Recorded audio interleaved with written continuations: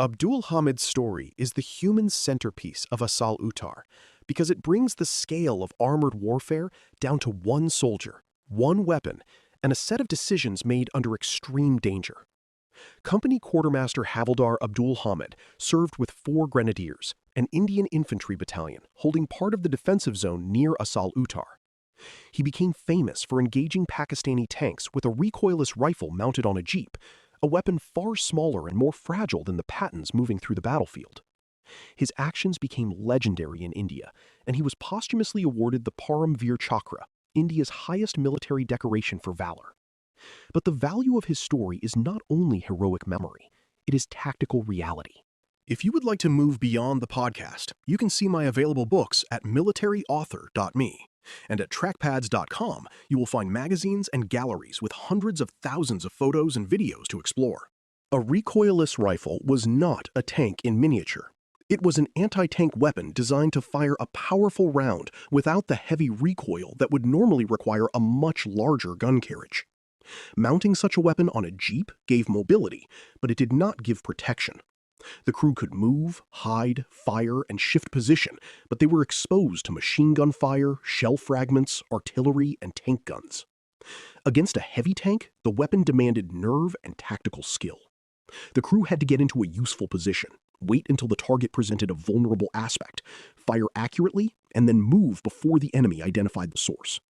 It was a contest of concealment and timing against steel and firepower. Abdul Hamid's battalion, 4 grenadiers, was part of the infantry shield that made the Asal Uttar defense work. The battalion's role was not glamorous in the way tank battles are often remembered, but it was essential. Infantry positions protected the defensive box, watched likely approaches, and helped prevent Pakistani armor from moving freely through the villages and fields. The men of 4 grenadiers had to hold under the pressure of an armored attack, knowing that if tanks broke through unsupported positions, the line could unravel. In that setting, an anti-tank weapon was more than a piece of equipment. It was one of the tools that allowed infantry to stand its ground when heavy armor came close. The famous accounts of Abdul Hamid's action vary in detail, especially in the exact number of tanks credited to him and the timing of individual engagements. That is not unusual in battle, where smoke, fear, multiple weapons, and later memory often make precise accounting difficult. What is firmly established is that he engaged enemy tanks with exceptional courage and tactical effect, and that his actions became one of the defining stories of the battle. It is important not to turn that into invented dialogue or a scene we cannot prove. The truth is strong enough.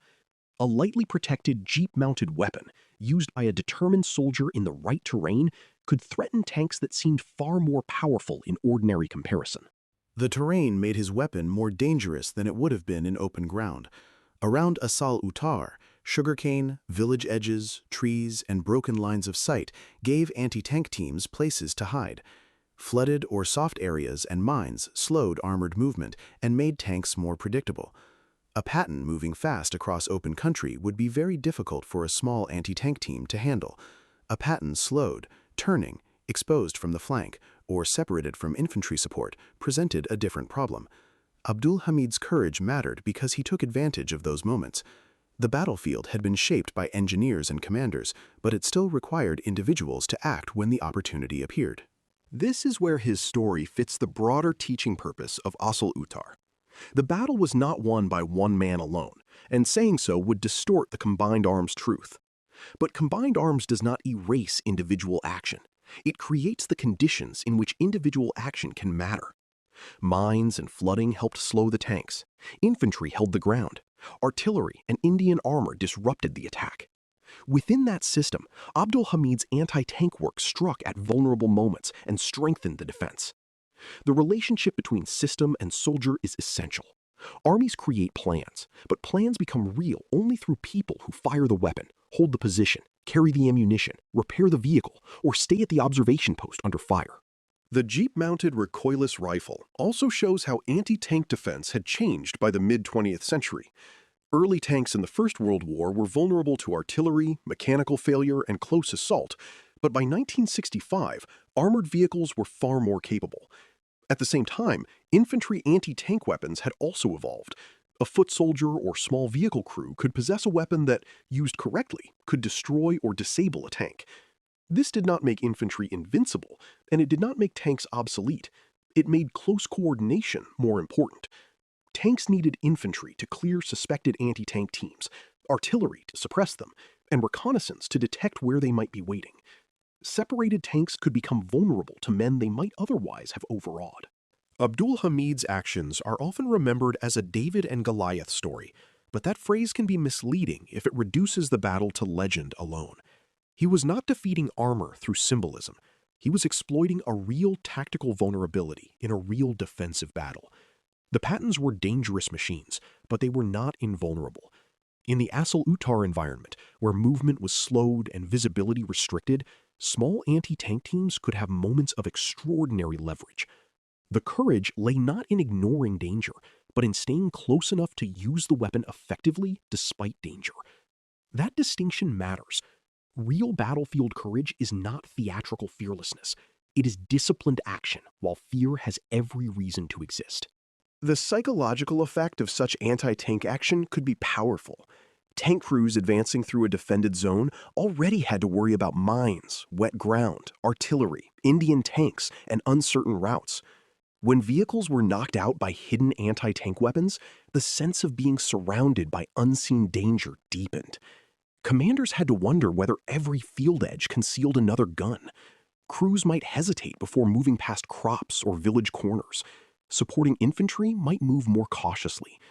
These reactions slowed the attack further, and every delay strengthened the defender's hand. A small weapon, used effectively, could therefore influence not only the tank it hit, but the confidence of the formation behind it. His death also reminds us that heroism in battle is not an ornament added after the fact. Abdul Hamid was killed in the fighting, and the decoration awarded to him came after his life had been lost. The cost should remain visible. In many national stories, heroic figures can become almost untouchable icons, their humanity flattened into a statue or schoolbook image. A serious account should preserve both the honor and the loss.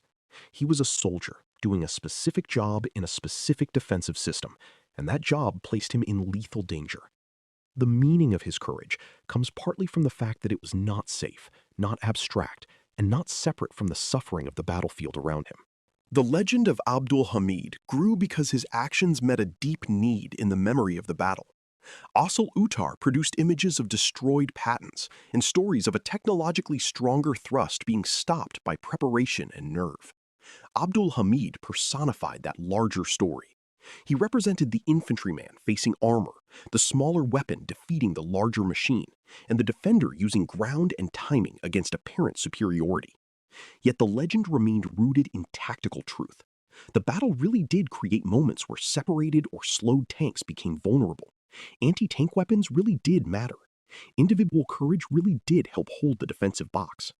The myth grew because it had genuine battlefield soil beneath it. His story also helps guard against the opposite mistake, treating armored warfare as a purely mechanical contest.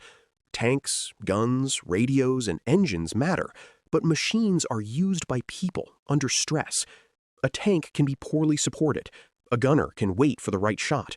An infantry platoon can hold long enough for artillery to arrive, and a commander can misread a withdrawal as collapse. Abdul Hamid's action makes the listener remember the human scale inside the operational scale. The road to the BS, the Pakistani armored plan, the Indian defensive box, and the wider 1965 war, all narrowed at moments into one man behind a weapon, watching tanks come through the fields. Abdul Hamid matters because he shows how legend and military education can meet without cheapening either one. His courage deserves remembrance, but it becomes more meaningful when understood tactically. He was not a magical exception to the rules of armored warfare. He was an example of those rules at work. Tanks need support. Terrain shapes vulnerability. Concealed anti-tank weapons can punish slowed armor. And individual discipline can influence a larger battle when the defensive system gives it a chance. In the story of Asal-Uttar, his name stands for more than bravery alone.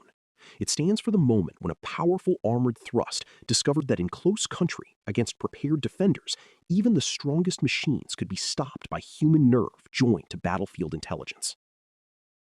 You've been listening to famous tank battles. These battles were never just about machines. They were about doctrine, terrain, firepower, logistics, and the hard problem of turning shock into victory. For more military history writing and books, visit militaryauthor.me. And for magazines, podcasts, and a massive archive of military photos and video, visit trackpads.com. Thanks for listening.